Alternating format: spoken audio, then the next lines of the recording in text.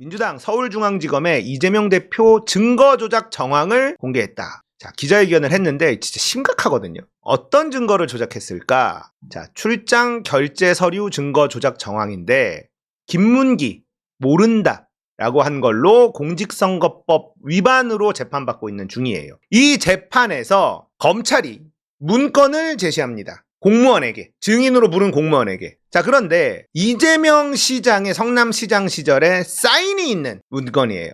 여기에는 호주, 뉴질랜드 방문하는데 김문기도 같이 간다 라는 문건이었습니다. 근데 여기에 이재명 대표가 사인을 했으니 모른다고 말한 게 허위사실이다 라고 주장하고, 공무원도 그 문건을 보니 그러네요 라고 진술을 합니다. 이재명 시장에게, 이재명 대표에게는 매우 불리한 진술이 이 재판에서 나왔다는 거죠. 자, 호주, 뉴질랜드 출장을 가는데 운영 주체가 된 도시공사도 참여를 검토, 국제교류 담당 직원도 한다. 그래서 도시공사도 참여하니까 유동규도 여기에 참여를 합니다. 출장자 추천 의뢰, 성남시 공문이 있어요. 제목이 출장자 추천 의뢰입니다. 예. 누가 출장 가면 좋을지 추천해 주시기 바랍니다.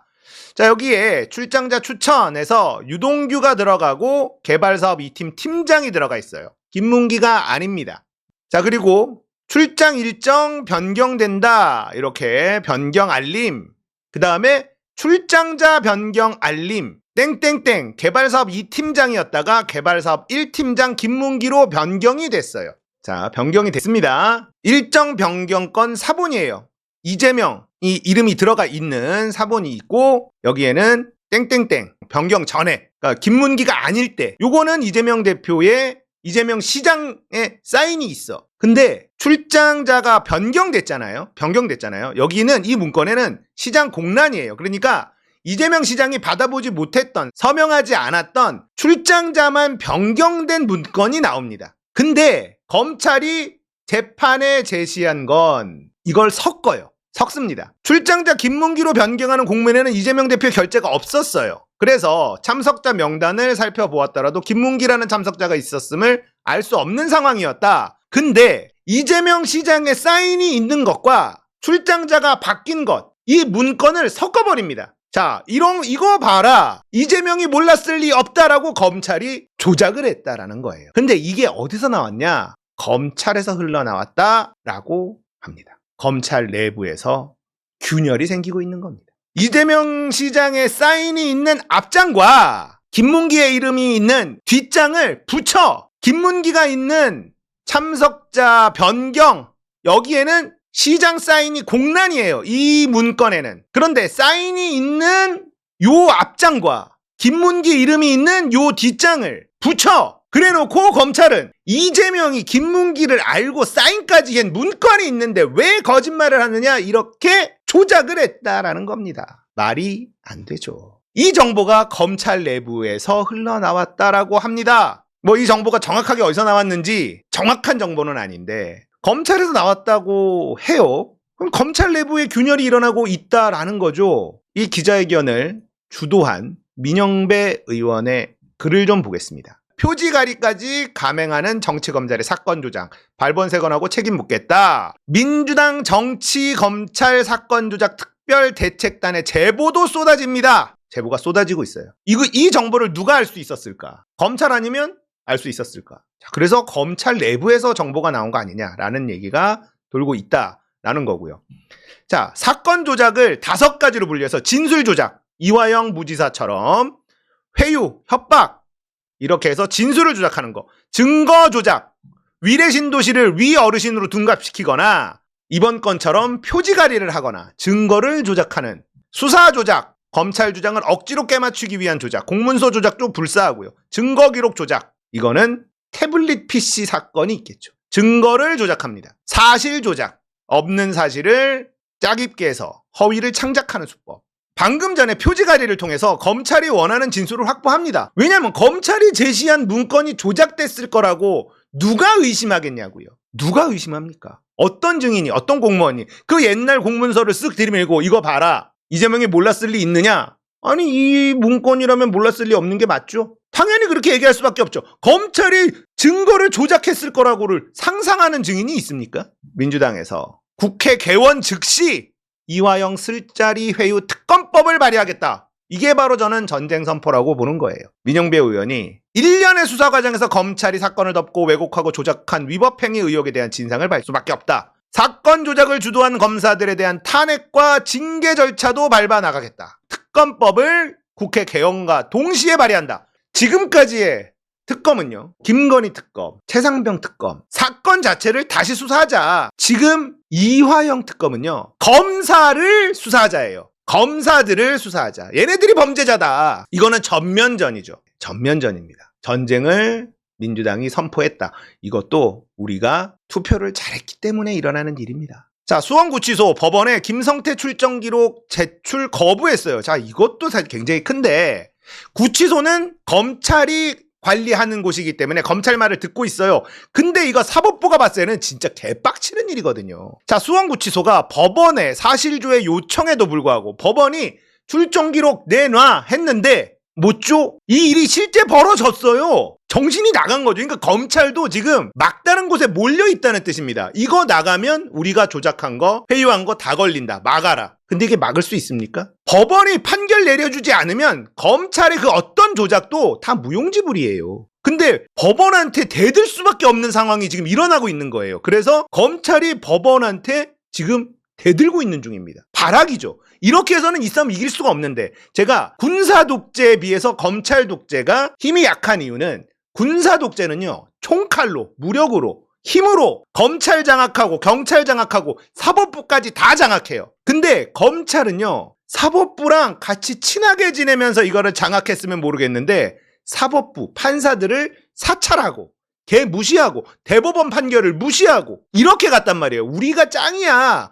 판사들 저것들 뭐야? 이런 마인드를 갖고 있는 놈들이 그렇게 무식하게 권력으로 전부 다 장악하려고 하니 장악이 안 된다는 겁니다. 사법부가 동의해주지 않으면 검찰의 모든 건 오히려 역풍을 맞아요. 부메랑으로 돌아올 수밖에 없는 거 아닙니까? 무리한 수사, 조작 수사 이런 것들로 다 드러날 수밖에 없는 건데, 지금 이화영 부지사 사건에서 이 재판에서 법원이 수원구치소한테 내놔 했는데 안 줘 한 겁니다. 이거는 법원 입장에서는 진짜 열받는 일이에요. 이화영, 김성태, 방용철 출정 기록 공개하면 사실 밝혀질 거 아니냐?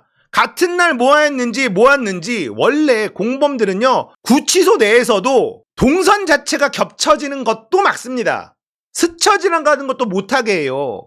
그래서 면회 시간도 다 조정합니다. 근데 검사가 같은 날 같은 장소로 불러들여. 이건 명백한 불법이에요. 그러니까 이것만 공개하면 끝나는 거예요. 자, 회유했다 안 했다 이걸 떠나서 같은 날 검사가 불렀다? 그러면 같은 장소에 있을 가능성이 있는 것만으로도 김성태와 방용철의 진술 자체가 신빙성이, 신뢰도가 확 떨어질 수밖에 없는 겁니다. 그러니까 이들의 진술만 없으면 증거는 없는 사건이거든요, 이게. 증거가 없는 사건이기 때문에 진술의 신빙성이 떨어진다, 끝나는 거예요. 그러니까는 이 출정 기록을 줄 수가 없는 겁니다, 검사는. 수원구치소가 처음엔 뭐라 그랬어? 잃어버렸다 했는데 민주당이 찾아갔어요. 안 잃어버렸다. 말을 바꿉니다. 말을 바꿔요. 그리고는 뭐라고 하냐? 공공기관의 정보 공개에 관한 법률, 개인정보에 관한 사항. 그래서 제출하기 어려운 점 양지하여 주시기 바란다. 법원이 내놓으라 하는데 개인정보 보호해야 돼서 못 드려요. 문제는 검찰한테는 줬다는 거예요. 검찰은 이 기록을 가지고 있습니다. 교도관은 검찰의 직속이 라인일 수밖에 없기 때문에, 구치소가 검찰 관리이기 때문에 이 압박으로 검찰 말을 듣고 있는지는 모르겠으나 이런 부분도 다 법리나 법적인 변명에 대해서 검찰의 조언을 받았을 가능성이 매우 높겠죠. 자, 이러고 있습니다. 그 법원의 명령을 무시해. 그럼 법원은 법을 몰라서 달라고 했겠어? 법원이? 판사가? 지금 구치소가 하는 말, 수원구치소가 하는 말은요, 판사들이 법알못이라서 그러는데 이거 못 드리는 거예요. 검찰한테는 왜 줬어? 이러면은 판사들이 들었을 때는 이거 기가 막힌 노릇이란 말이에요. 자, 김광민 변호사가 이런 얘기를 합니다. 처음에는 법원이 발송한 사실조회서를 분실했다고 주장하다 이제는 관련 법에 따라 제출이 불가하다고 밝혔다.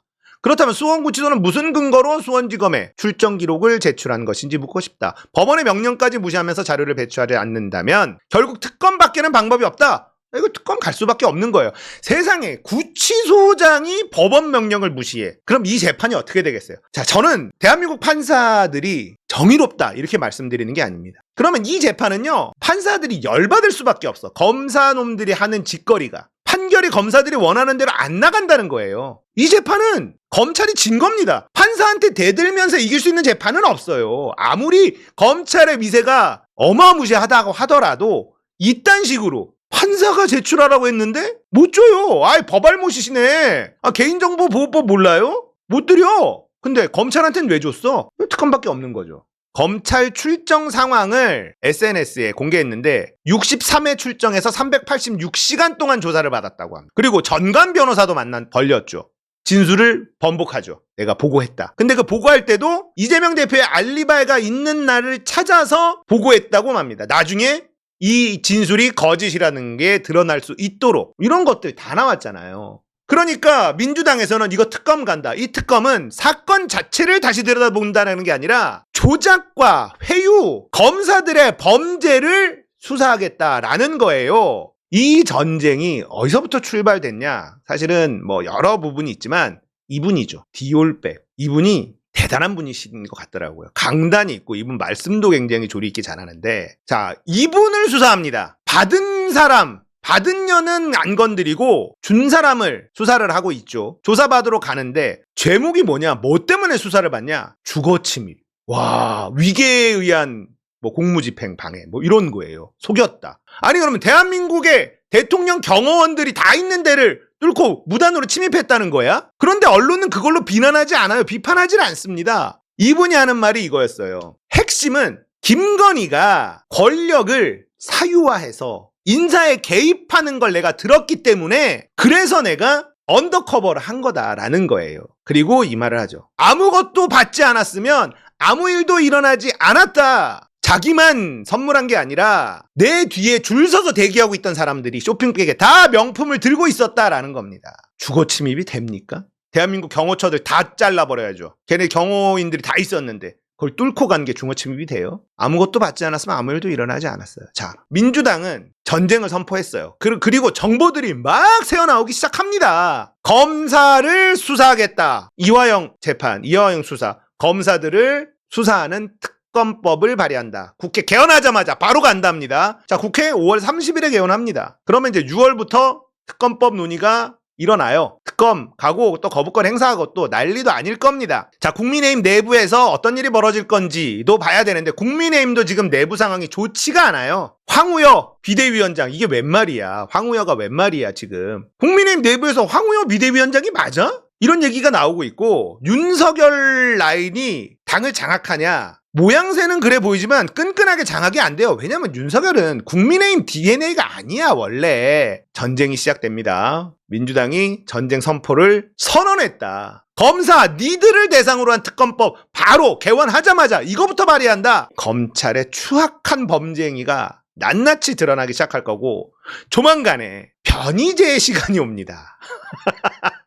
변희재가 수년 동안 태블릿 조작됐다, 사람들 이거 좀 믿어주세요 했는데 음모론자로 치부했단 말이에요. 세상에 백주대낮에 어떻게 검찰이 태블릿이라는 증거를 조작하냐. 민경욱이나 황교안처럼 부정선거, 투표 조작 이걸 주장하는 사람하고 똑같이 취급했었단 말이에요. 근데 우리가 변희재의 주장에 귀를 기울이기 시작한 게 얼마 안 됐어. 왜냐? 한동훈이 범죄자다라고 계속 얘기하는데 변희재를 건드리질 않아. 이거 이상하다. 얼마 전에요, 한동훈이 사직에서 야구 봤다. 근데 사직야구장 갈 수 없었다. 그러니까 내가 사직야구장에서 봤다고 얘기하지 않았다라고 하면서 그거 비판한 언론들을 언론중재위원회에 제소했잖아요. 자기를 좀만 건드리면 못 참는 게 한동훈인데 변희재만큼은 건드리질 않아. 한동훈 내 집 앞에서 데모를 해. 시위를 하고. 범죄자다 네가 조작했다. 자수해라. 막 이러는데도 건드리질 않아요. 그러니까 이건 진실일 가능성이 높다. 그리고 들여다봤더니 증거를 너무 많이 갖고 있는 거예요. 변희재.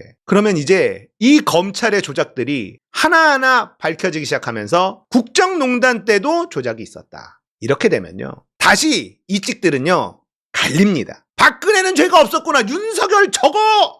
근데 한동훈을 또 지지한단 말이에요. 근데 한동훈이 한동훈이 쌍으로 조작으로 박근혜를 감옥에 집어넣네? 멘붕이 와요. 이 찍들이. 멘붕이 옵니다. 이거 어떻게 해야 되지? 한동훈도 조작을 했어? 박근혜는 죄가 없다라고 하면서 한동훈 만세를 외쳐야 되는 상황이 온다는 거예요. 근데 얘네들은 그걸 할 수 있는 애들이라는 거죠. 이 전쟁 6월부터 불 붙습니다. 예, 6월부터 불 붙어요. 우리가 100% 이기는 전쟁이다. 이거는 각계 전투가 아닌 대규모 전쟁이 일어난다.